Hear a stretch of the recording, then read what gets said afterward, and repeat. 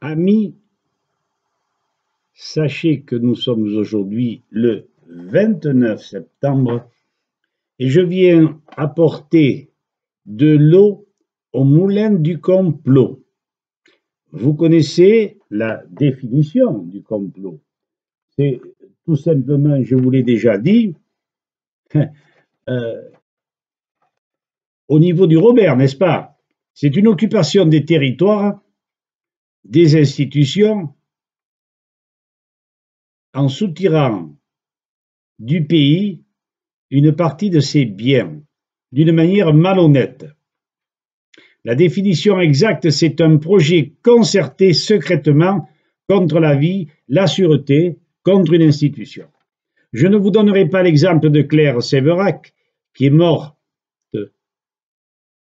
atteinte par une maladie foudroyante, alors que je l'avais vue un mois auparavant, et elle avait l'air en pleine santé. Alors, vous comprenez que j'ai commencé à douter. Mais je vous parlerai d'un cas concret que j'ai évoqué sur mon site dodon.free.fr. C'est le syndrome de l'huile toxique d'Espagne en 1983. Il y a eu plus de 1000 morts, des milliers de gens atteints de paralysie et autres. Tout ça, les professeurs espagnols de biologie et autres l'ont démontré avec des examens. Ils s'étaient rendus compte que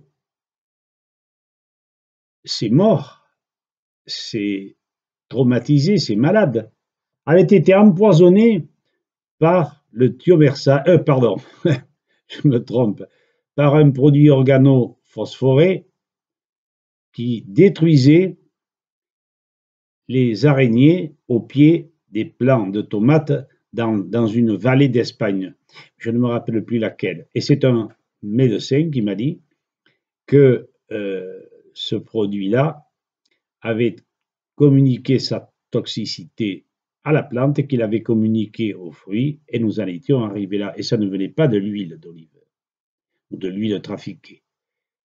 Les professeurs étaient formels, et malgré la descente dans la rue de plusieurs centaines de milliers d'individus, si ce n'est pas plusieurs millions, je ne me rappelle plus, rien n'y a fait. Les services américains sont venus sur les lieux, ont fait les examens d'usage, ce qui me montre bien que l'Amérique est derrière tous les coups fourrés. Il s'en servirait peut-être par la suite. Ceci dit, voici quelques observations, quelques déductions, quelques faits qui sont oubliés ou qui sont cachés par ce putain de complot de merde. Si la bioélectronique du professeur Louis-Claude Vincent, les travaux des professeurs Béchamp, Tissot, la pratique du docteur Quiquendone, qui a écrit 12 balles pour un veto, un bouquin révolutionnaire, nous ne citons que ces derniers, si ces travaux étaient reconnus et enseignés à la faculté, les médecins français dépasseraient largement leurs confrères à l'efficacité salvatrice. Nous en avons les preuves formelles. Pourquoi sont-ils occultés? Vous vous en doutez. Un rapide tour d'horizon. Alors, rappelez-vous du proverbe béarnais dit en français, méfie-toi d'une femme par devant. Les femmes pourraient en dire tout autant des hommes. D'une mule par derrière, d'un médecin à 95% sur 100 et d'un politicien à 90%, méfitant de tous les côtés. Antoine Béchamp, inconnu sur le Larousse, médecin et chirurgien, professeur de chimie médicale, pharmacien, diplômé de pharmacie, doyen de la faculté de Montpellier de Lille et membre correspondant de l'Académie de médecine. 5 fois plus titré que Pasteur, simple chimiste, qui a conduit la biologie sur une impasse. Et les gens ne le savent pas. les biologistes, les médecins ne le savent pas encore. La contagion ne vient pas de l'individu qui est à côté de vous. La contagion, elle est dans ce que vous mangez. Si l'autre mange de cette manière, ainsi que vous, eh bien, vous risquez d'être contaminés tous les deux, quoique les défenses immunitaires sont différentes. Mais enfin, l'essentiel, c'est de comprendre que la panspermie atmosphérique, le microbe qui vole, hein, ça n'existe pas. C'est un leurre, c'est un dogme. Et Tissot s'y est bien penché dessus. Alors, il s'agissait donc de Béchard, là, dont les ouvrages ont été oubliés. Pourtant, si on l'avait écouté, nous n'en serions pas là. Il y a également Jules Tissot, docteur, professeur de physiologie générale, 3 livres dans le 3e, Constitution des organismes animaux et végétaux, cause des maladies qui les atteignent, fonction bactérienne des êtres vivants, 1948. Ah oui, c'est vieux, mais ce sont les anciens qui ont raison. Pourquoi? Parce qu'ils étaient pris par cette passion de découvrir honnêtement. Polymorphisme de la matière vivante. Suivant le terrain, on rencontre soit des microbes, des bactéries, des champignons ou des virus. L'étude approfondie de la diphtérie démontre superbement la cause de cette maladie. Orge récoltée par temps de pluie, non séchée et fermentant jusqu'à la consommation de bouillie d'orge mal cuit. Particules pouvant se développer dans le tube digestif de l'enfant, dans la gorge, et l'étouffer. Page 262 du livre, on peut lire: la diphtérie ne se contracte pas par contagion, mais par ingestion par le tube digestif de la farine des céréales qui est le virus.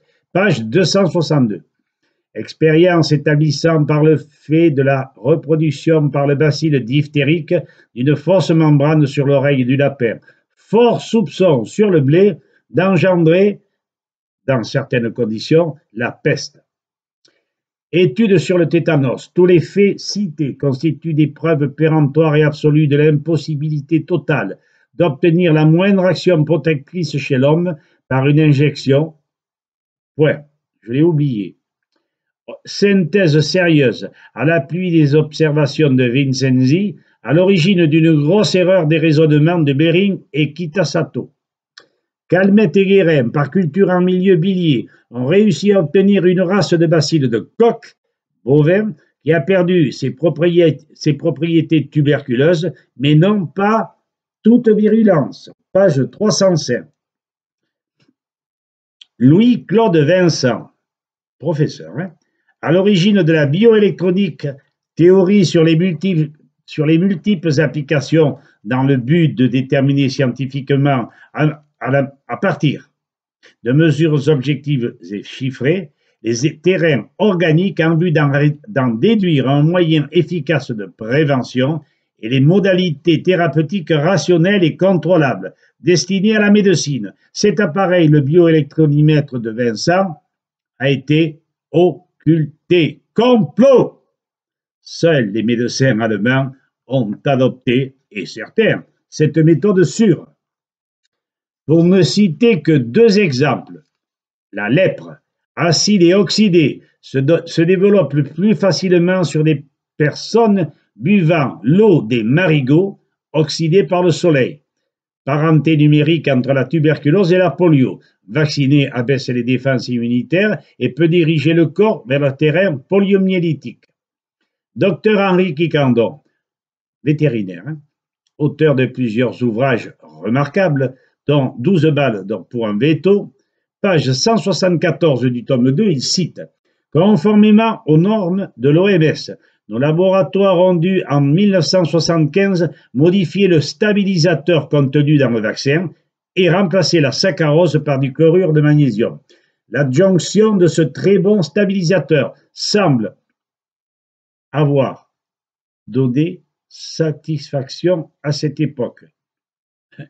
Encore une fois de plus, cachotterie malhonnête, il a disparu des adjuvants et préféré l'aluminium et le mercure, dangereux au possible. Alors, Vous me croyez maintenant? Enfin, Louis-Claude Vincent de se demander pourquoi ne pas créer des vaccins chimiquement purs, car ce n'est pas avec de la pourriture qu'on peut faire de la santé.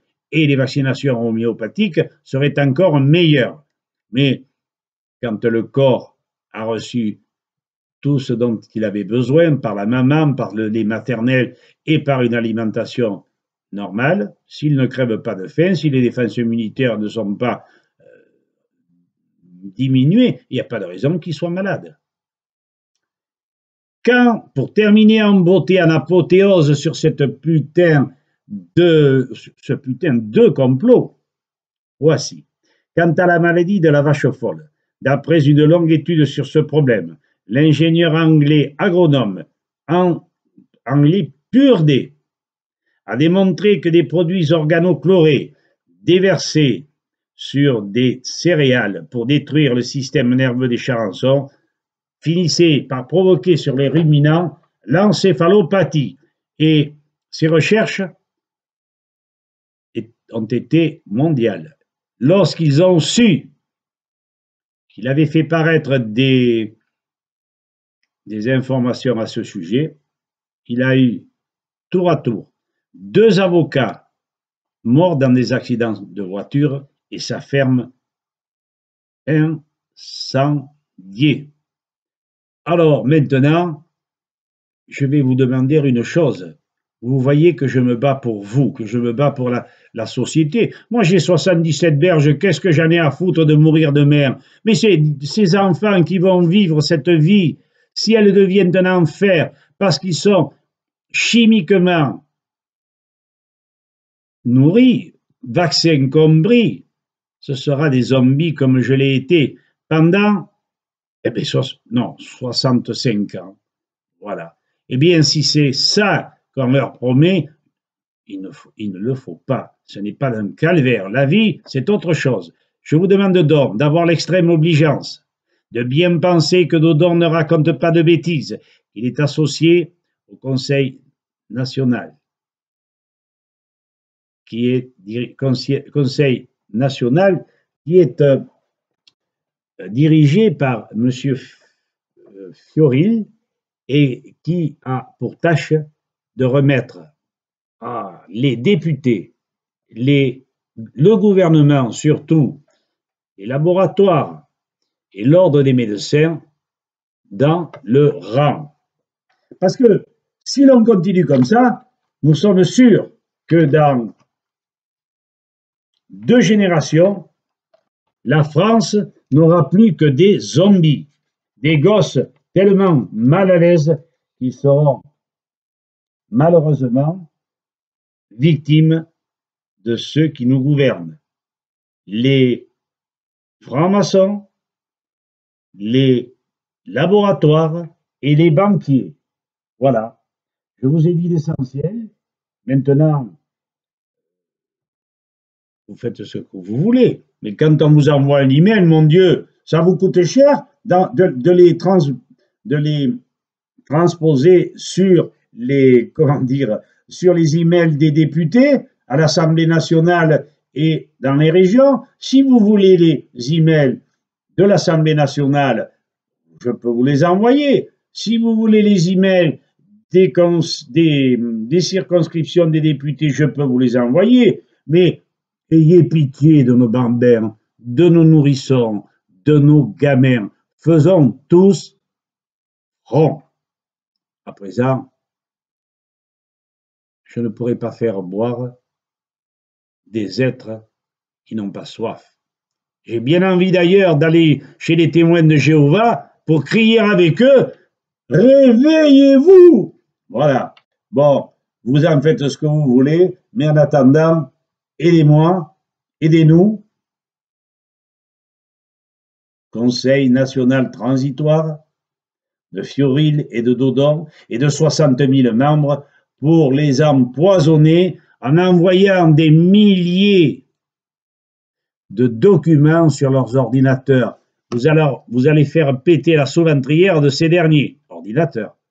Et là, ils vont commencer à se poser des questions. De toute façon, vous savez très bien que s'ils ont reculé sur l'obligation vaccinale, le Conseil national transitoire qui respecte les droits de l'homme, et il est bien pour quelque chose. Alors, à bon entendeur, salut, gens du Nord, gens du Sud, de l'Est et de l'Ouest. Ah, c'est pas un hexagone, c'est un carré. Mais en attendant, le Béarnais qui est Dodon vous donne l'exemple, qui même me suit. Ami, entends-tu le vol noir des corbeaux sur la plaine?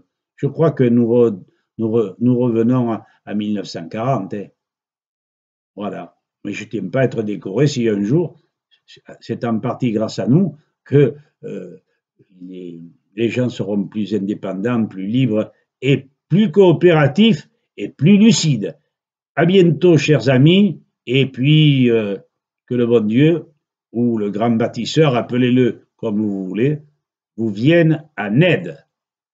Allez, chats, au plaisir.